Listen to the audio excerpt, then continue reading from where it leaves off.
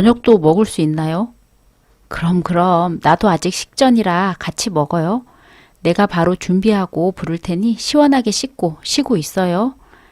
50대로 보이는 민박집 주인 아주머니는 펑퍼짐한 외모와는 달리 행동은 아주 민첩했다. 묻는 말에 시원시원하게 대답해주고는 저녁밥을 하기 위해 바로 돌아선다. 지금은 너무 피곤해 수다스럽게 종호한테 이것저것 물어본다면 귀찮아 짜증이 났을 텐데 다행히 아주머니는 쉽게 물러가 주었다. 쟁걸음을 옮기는 민박집 아주머니의 뒷모습을 멍하니 쳐다보던 종호는 머리를 흔들고 정신을 차렸다. 그동안 연애를 너무 쉬었나? 전에 만났던 여자친구들이 알면 코웃음을 치며 박장대소할 일이다. 총각, 밥 다 됐어. 문 밖에서 몇 번을 불러봐도 대답이 없길래 살짝 문을 열어보니 세상 모르게 쓰러져 자고 있었다. 처음 들어올 때부터 자전거를 끌고 비척비척 걸어 들어오는 모습이 곧 쓰러질 것 같기는 했다. 현미는 작은 밥상에다 다시 차린 저녁밥을 방문 앞에 놓았다.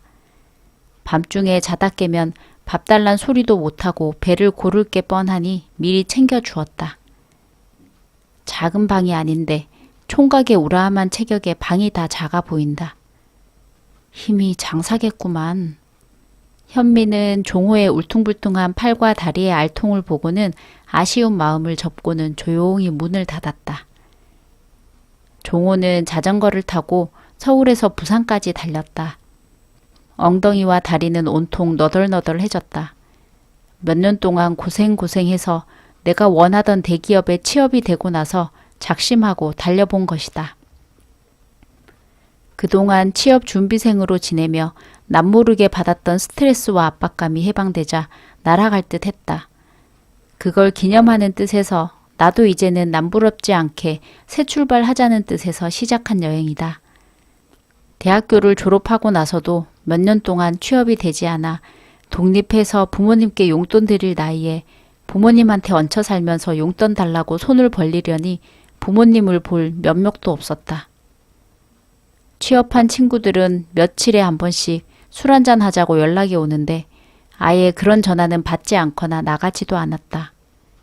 회사 업무나 직장 상사 욕을 하는 걸 들어주는 대신 술을 얻어먹는 셈인데 취업된 친구들이 힘들다는 것도 내 입장에서 보기엔 사치라고 생각되고 계속 듣고 있는 것도 고역이었다. 당장 때려칠 것처럼 입에 거품을 물고 얘기하던 친구들도 다음 날이 되면 쓰린 속을 부여잡고 다시 회사에 늦지 않게 출근하기 위해 빨리 들어가야 한다고 했다.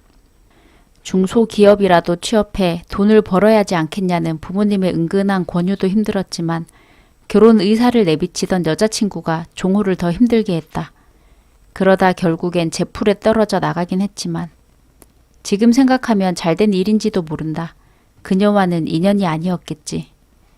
종호는 자신을 믿고 1년을 더 투자한 끝에 원하는 곳으로 취업이 되었다.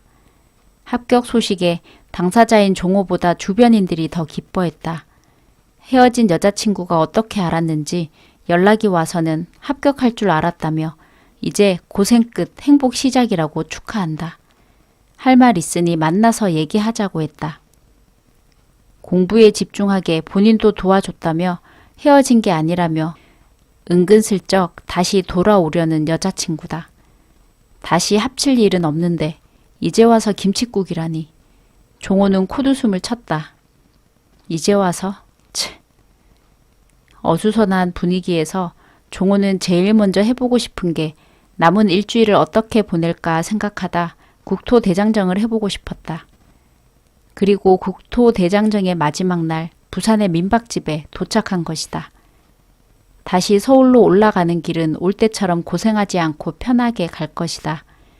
이제 내 인생의 고생은 이것으로 끝내고 싶었다. 역시나 다를까 종호는 한밤중에 배가 고파 잠에서 깼다. 불을 켜니 상포가 덮여있는 둥그런 철제 밥상이 보였다. 얼른 열어보니 식어있지만 맛있어 보이는 된장찌개와 제육볶음, 콩나물 무침, 콩자반 등 종호가 좋아하는 음식이 가득 차려져 있다. 한 입씩 먹어보니 주인 아주머니 음식 솜씨가 일품이다. 작은 밥 공기는 개눈 감추듯 먹어치웠다. 반찬은 아직 많이 남았는데 밥이 없으니 너무 아쉬웠다. 다시 자려고 누웠는데 한 번 맛본 뒤로는 아쉬워 잠이 오지 않았다. 밥솥이 주방에 있을 테니 살짝 가서 밥 통째로 가져와서 먹을까? 아니다. 아무리 그래도 그건 예의가 아니다. 혼자 고민하고 있는데 밖에서 인기척이 들린다. 총각, 일어났어? 네, 안 주무셨어요? 아직 10시밖에 안 됐어. 초저녁에 잠들어 벌써 새벽이 다 된 줄 알았는데 이제 10시라니.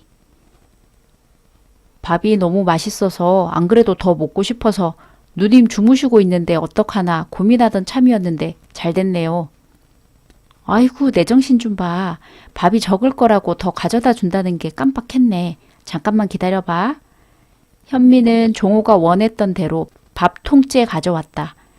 종호의 방에 성큼 들어서서 밥상 앞에 앉더니 주걱으로 밥을 퍼주며 자연스럽게 말을 건다.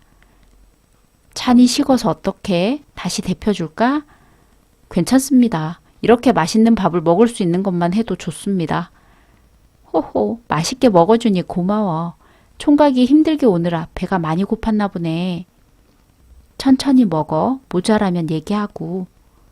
옆에서 채알라 물도 마시라며 컵에 물도 따라주고 김치도 손으로 쭉 찢어서 밥 위에 놓아준다. 손맛이 더해져서 그런가 따끈한 밥 위에 김치까지 올려 먹으니 그간의 노고가 싹 사라지고 제대로 보상받는 느낌이다. 누님, 왜 안 주무시고 나와 계셨어요? 날도 찬데? 배가 좀 부르자 종호가 묻는다. 마당에 전구도 다 된 것 같아서 내일 갈아야 되나 이것저것 보고 있었어.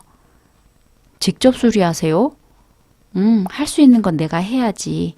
매번 사람을 부를 수도 없고.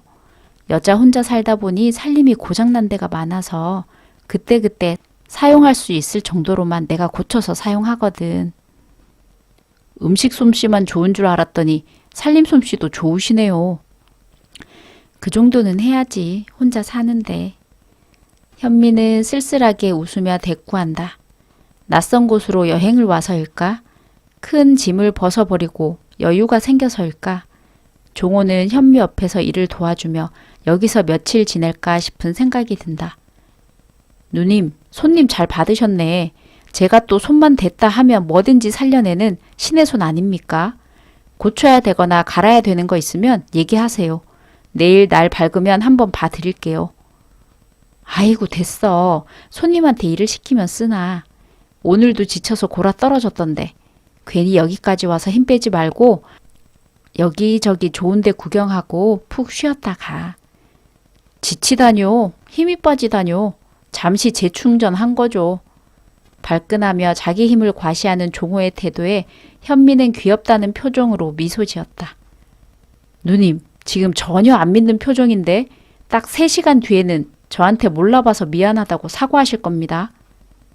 그날부터 일주일 동안 종호는 현미의 민박집에서 남자의 손길이 필요한 곳에 손을 보태며 지냈다. 손볼 데가 많아 낮에는 집 안팎을 다니며 울타리나 마당에 있는 시설을 점검해주고 집에 있는 가전제품도 고장나 방치해 둔 것을 꺼내 하나하나 손봐 주었다. 그러면 현미는 졸졸 쫓아다니며 쫑알쫑알 수다를 떨기도 하고 나사를 건네주거나 필요한 수리 용구를 가져다 주면서 조수 역할을 톡톡히 했다. 낮이면 낮대로, 밤이면 밤대로 둘은 합이 잘 맞았다. 정말 종호는 하루 종일 일을 해도 지칠 줄 몰랐다. 역시 젊음은 좋은 것이다. 덕분에 현미는 호사가 이루 말할 수 없다.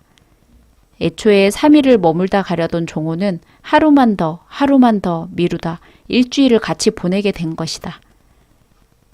또 올 거야? 또 올게. 그때는 자전거 말고 멋진 자가용 끌고 와서 같이 드라이브 하자.